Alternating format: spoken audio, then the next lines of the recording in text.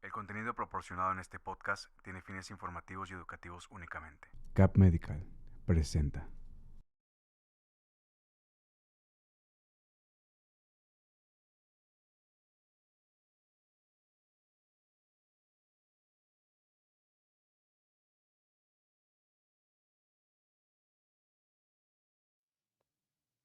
Hola, ¿qué tal? Buenas tardes a los que están viendo esto en vivo. Soy el doctor Sergio Saldívar. Para los que no lo están viendo en vivo, pues buenos días, tardes, noches o cualquier momento del día que lo estén escuchando.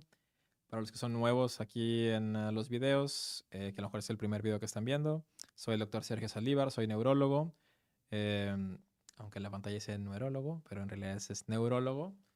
Y soy especialista en esclerosis múltiple. Entonces, en este canal hacemos muchos videos. Aquí, producción, ya me echó unos ojos, pero ahorita lo van a corregir. Como les decía, soy neurólogo, pero aparte soy especialista en esclerosis múltiple. Entonces, hablamos mucho de esclerosis aquí en el canal. Si se echan ahí un clavado a los videos pasados, pues verán que hemos hablado em, de los síntomas de la esclerosis múltiple, de tratamientos en esclerosis, de algunos síntomas que no son tan comunes o tan reconocidos como la fatiga, por ejemplo.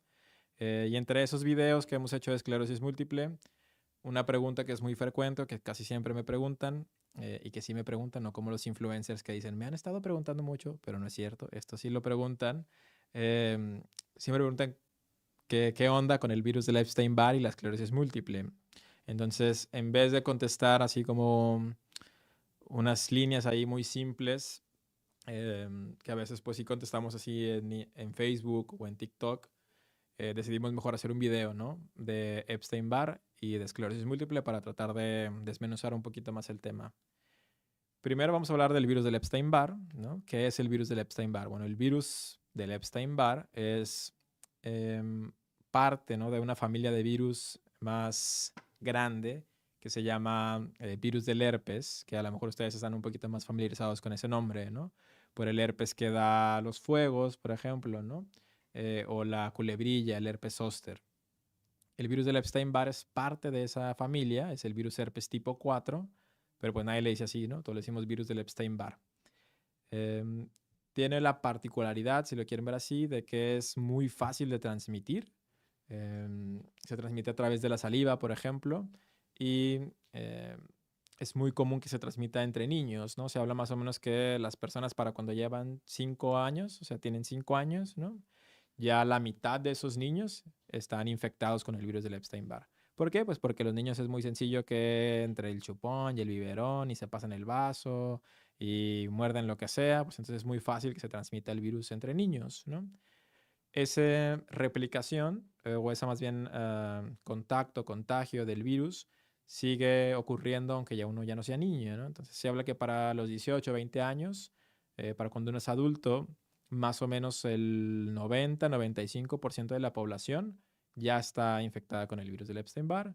Entonces, si tú que estás viendo este video tienes más de 18 años, muy probablemente estás infectado con el virus del Epstein-Barr. Muy probablemente yo estoy infectado con el virus del Epstein-Barr, pero tampoco es como para prender las alarmas, ¿no? ¿Por qué? Porque muchas de estas infecciones o primoinfecciones del virus del Epstein-Barr por lo general no dan síntomas, ¿no? Estos niños que hablábamos, menores de 5 años o que a los 5 años ya la mitad tienen virus del Epstein-Barr, por lo general no tienen síntomas, ¿no? O a veces tienen síntomas muy pequeñitos como una gripilla y como un tantito de resfriado, un poquito de fiebre, se pasan y no dan más síntomas, ¿no? Cuando la infección por el Epstein-Barr ocurre en la adolescencia o en la adultez inicial, si lo quieren ver así, da una enfermedad que se llama mononucleosis infecciosa o que mucha gente conoce como enfermedad del beso, ¿no? ¿Por qué? Porque pues en la adolescencia esta transmisión de saliva pues ya no es por andar mordiendo otras cosas, sino por andar mordiendo otras personas, ¿no? O andar besos a otras personas, ¿no? Por eso se llama enfermedad del beso, que sí causa una fiebre un poquito más intensa, puede causar con adenopatías, que es la inflamación de los ganglios, ¿no? Y que pues por lo general cursa una enfermedad algo benigna, ¿no? Si es molesta, pero se quita solita y ya no pasa más. Hasta ahí todo bien con el virus del Epstein-Barr, pero el problema es que el virus, o más bien, sí, el virus del Epstein-Barr ataca unas células en específico de las células de defensa del cuerpo que se llaman linfocitos B. Y los virus, a diferencia de las bacterias, ¿no? Necesitan vivir adentro de las células para poder crecer.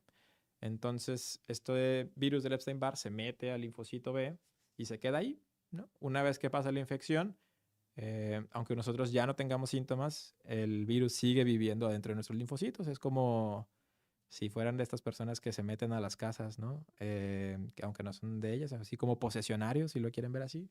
Y el virus se queda ahí toda la vida. Entonces, si ustedes tuvieron mononucleosis infecciosa de jóvenes, aún tienen el virus del Epstein-Barr con ustedes, ¿no? Y lo van a tener el resto de su vida. Eso no se quita. Lo que hace el virus es que modifica su composición para quedarse dormido, ¿no? Y entonces estos sistemas de defensas que tiene el cuerpo, ¿no? Que a veces en videos pasados hemos hablado que son como policías, ¿no? La policía del cuerpo, no los detecta, ¿no? Porque están como, para empezar, están escondidos adentro de una casa que el cuerpo sí reconoce y aparte están dormidos, no hacen ruido. Entonces pueden pasar ahí mucho tiempo. Y de vez en cuando el virus se despierta, agarra, ¿no? Maquinaria de la célula, se replica y envía partes del virus a la sangre y a la saliva. Y de ahí que otra gente se infecte, ¿no? Total, que es un caos total y el Epstein-Barr está en todos lados, está en todas las personas y es muy difícil de hacer que no se replique, ¿no? Entonces, tú que estás viendo este video, como ya les había dicho, pues probablemente te hayas infectado del virus del Epstein-Barr. Ahora, ¿qué tiene que ver todo esto que dije, ¿no? Así muy catastrófico, apocalíptico, de que todos estamos infectados del virus del Epstein-Barr con la esclerosis múltiple? Desde hace mucho tiempo se teorizaba o pensábamos, ¿no? Que uno de los mecanismos iniciales por que las personas iban a desarrollar esclerosis múltiple tenía que ver con una infección. No sabíamos muy bien cuál, pero entre ellas estaba el virus del Epstein-Barr y teníamos esta idea de que pudiera ser, pero no estábamos muy seguros. ¿Por qué? Pues porque, como ya les dije, todo el mundo tiene el virus del Epstein-Barr, pero no todo el mundo tiene esclerosis múltiple. Entonces, como que esa asociación era un poquito ahí laxa, ¿no? No sabíamos si sí o si no, si quién sabe. Entonces necesitábamos hacer un estudio que comprobara esto, ¿no? Pero eso es muy complicado porque tendrías que seguir a mucha gente por mucho tiempo y estarle sacando mucha sangre. Lo cual, si a ustedes fueran a la calle y les dijeran, oye, ¿quieres que te saquemos sangre por 10 años y no te vamos a pagar, solo queremos ver cómo está tu sangre? Pues la mayoría de ustedes dirían, no, gracias, ¿no? Y que eso fue lo que pasó. Muchos de esos intentos por hacer este estudio fracasaron, ¿no? Porque el seguimiento pues no estaba tan fácil. Entonces, lo que pasó es que en Estados Unidos agarraron una población que no puede decir que no a lo que le pidan y les empezaron a sacar sangre, ¿no? ¿Esta población cuál es? Pues los militares, ¿no? La gente que estaba en la milicia en Estados Unidos tiene que tener revisiones médicas periódicas. Cada 2 años les están sacando sangre para ver que todo esté bien. Y esa sangre, o lo que sobra de la sangre de los estudios que les hacen, la guardan, ¿no? Y tienen ahí un banco de sangre que sirve mucho para este tipo de estudios, ¿no? Lo que vieron estos médicos que hicieron el estudio, que salió hace 2 años, en 2022, es que de 10 millones de personas que tenían como sangre, ¿no? Que estaban en la fuerza militar de Estados Unidos, solo a 956 les dio esclerosis múltiple. Y esos 956, 955 tienen el virus del Epstein-Barr, ¿no? Lo que llama la atención ahí es que ellos podían ver cuándo se infectaron estas personas, ¿no? Porque había algunos de ellos que tenían Epstein-Barr negativo y a lo largo de estas, cada 2 años que les sacaban sangre, en un momento se hicieron positivos, ¿no? Y entonces ahí les dieron seguimiento a esas personas y se dieron cuenta que cuando se hicieron positivos para el virus del Epstein-Barr, también aumentaban otra sustancia que se llama neurofilamento, que mide como la degradación de los axones en el cerebro. Y justo antes de que desarrollaran síntomas de esclerosis era cuando tenían más alto este neurofilamento. Es decir, algo pasó con la infección del virus del Epstein-Barr que hizo que ese neurofilamento se empezara a acumular, ¿no? Y las personas que nunca se hicieron positivas, por así decirlo, este 5% del que hablábamos al principio para el Epstein-Barr, nunca desarrollaron la esclerosis múltiple. Entonces, cuando comparaban los que tenían contra los que no tenían, se dieron cuenta que estar infectado por el virus del Epstein-Barr aumentaba hasta 32 veces el riesgo de padecer esclerosis múltiple, ¿no? Y eso, aunque ya lo sabíamos más o menos en teoría, ¿no? Nunca lo habíamos podido comprobar, Y este estudio que salió hace 2 años vino a demostrar esto, ¿no? Que si uno no está infectado por el virus del Epstein-Barr, no desarrolla esclerosis múltiple. Y se han estado poniendo atención, se dieron cuenta que había una persona que no desarrolló, más bien que desarrolló esclerosis múltiple sin haber desarrollado el virus del Epstein-Barr. ¿Qué pasó con esa persona? No sabemos en realidad, ¿no? Es como un caso extraño ahí, porque lo que se teoriza es que en algún momento entre esas muestras de sangre que les hacen cada 2 años, él se hizo positivo para Epstein-Barr, desarrolló esclerosis y luego negativizó el Epstein-Barr, lo cual es muy complicado, pero en teoría pudiera pasar y que esta persona fuera como muy extraña y que la norma sea lo de los otros 955 pacientes, es decir, me infecto del virus del Epstein-Barr y eso hace que yo desarrolle la esclerosis múltiple. Este estudio deja una pregunta pendiente, ¿no? Que es la misma pregunta que probablemente los que están viendo este video o los que viven con esclerosis múltiple tienen, ¿no? ¿Por qué hay gente que tiene el virus del Epstein-Barr y no le da esclerosis múltiple, ¿no? Esa es una pregunta que no tiene una respuesta 100% segura, pero que sí involucra otros factores de los que hemos hablado en videos previos, ¿no? Que nos hacen o es esa parte en la que ustedes escuchan que los doctores decimos que una enfermedad es multifactorial, ¿no?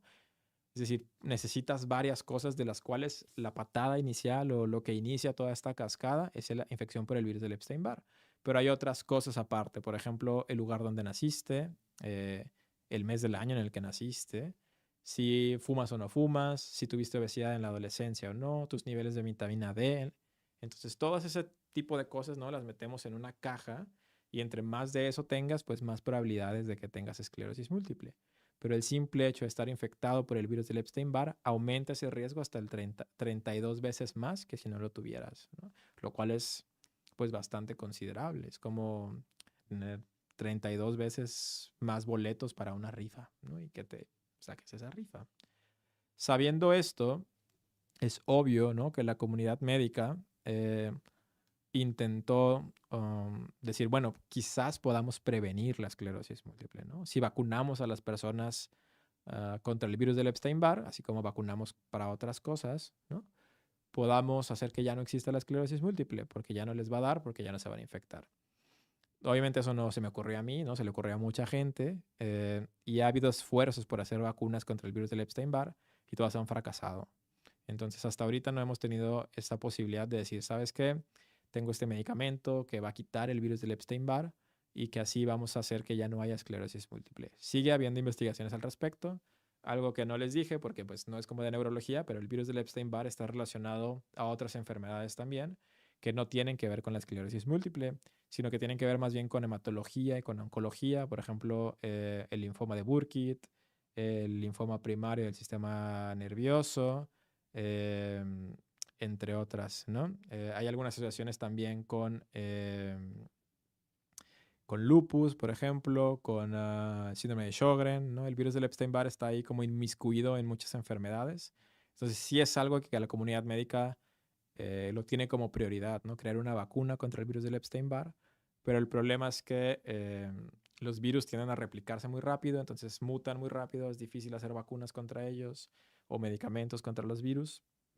Y como el virus crece dentro de las células de defensa, pues eso también crea un problema extra, ¿no? A la hora de hacer vacunas o medicamentos, porque tenemos que atacar a las células de defensa, pero solo las que tengan el virus del Epstein-Barr, las que no lo tengan, no. Entonces eso es como complicado, ¿no? No es como hacer enchiladas, pues, y lleva su ciencia, ¿no? Perdón. Algo también que salió, o bueno, a raíz de este artículo que salió en 2022, se hicieron algunos intentos, ¿no? Por hacer esto que les acabo de decir. Atacar a esas células que tienen el virus del Epstein-Barr y que dejemos, ¿no? Sin atacar a las células que no lo tienen.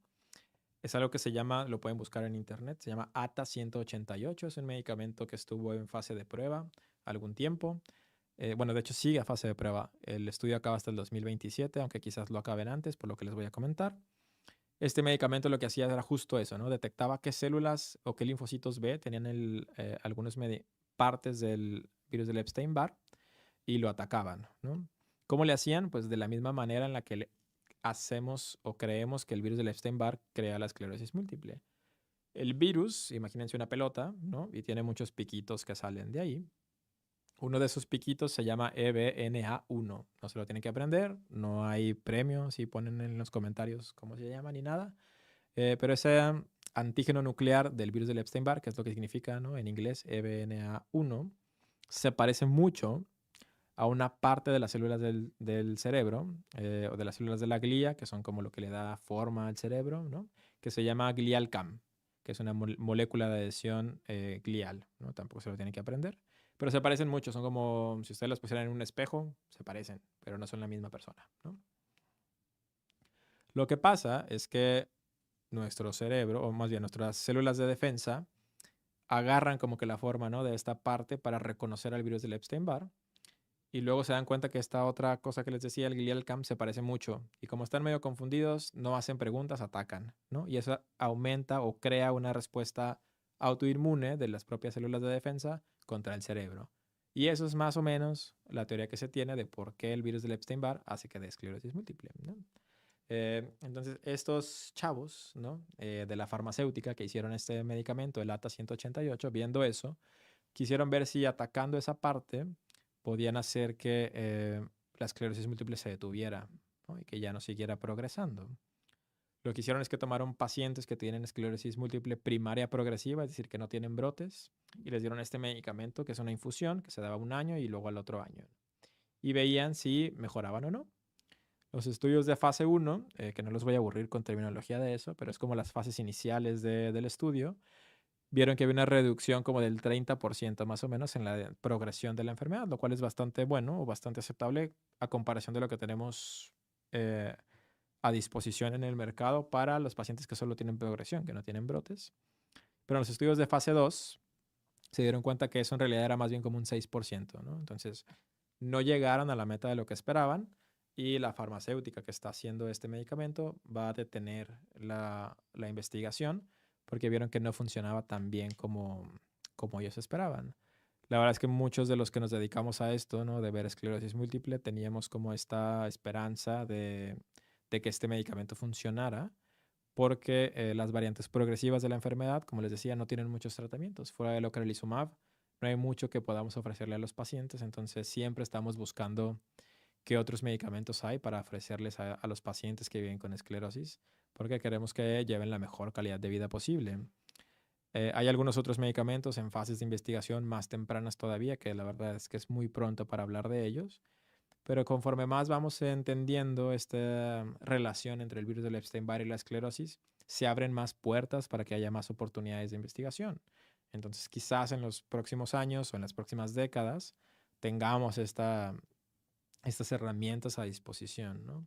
Ahí, como médicos y como pacientes, lo que nos toca pues es apoyar a estas personas, ¿no? Es decir, si hay algún protocolo, por ejemplo, de investigación en el futuro y yo quiero participar, pues acercarme a un médico que sepa de esclerosis para ver qué tipo de, de protocolos hay, qué nuevos estudios hay, porque eso es algo mucho más fino, ¿no? Todo el mundo puede venir y darles una plática de esclerosis, pero para saber de ese tipo de datos como más finos, de protocolos, de líneas de investigación nuevas, de cosas como más, a lo mejor aburridas, aunque aquí tratamos de hacerlo un poco más divertido, hay que acercarse con alguien que sepa esclerosis múltiple, ¿no? Entonces, siempre se los digo, en Monterrey solo hay 4 personas que saben de esclerosis múltiple y solo una que hace videos, ¿no? Que están viendo aquí en la pantalla. Entonces, si tienen alguna duda, acérquense. Producción me va a hacer el favor de poner la dirección en pantalla, que esperemos que esté bien escrita. Si no, yo se las digo. The Brain Clinic es una clínica nueva donde estamos haciendo neurología pues un poco más al alcance de la gente para que se puedan adentrar en su enfermedad neurológica como debe de ser, con explicaciones como esta que estamos dando, más claras, más concisas, sin cosas ahí escondidas. La dirección es Roberto J. Cantú, número 400, en la Colonia Doctores. Ahí están los teléfonos en pantalla. Aquí. Eso sí no me lo sé, así que sí, apúntenlos de la pantalla. Y ahí pueden llamar. No solo estoy yo, hay un grupo de neurólogos que les pueden ayudar. Y estamos a sus órdenes. Entonces esperemos que si tienen alguna duda, la pongan en los comentarios, ya sea aquí en Facebook o si lo están viendo en Instagram. O también tenemos TikTok. Todo es lo mismo, @neurosaldívar, ya sea en línea o presencial. Estamos para servirles. Y nos vemos la próxima semana con algún tema que probablemente tenga que ver con esclerosis múltiple. Nos vemos.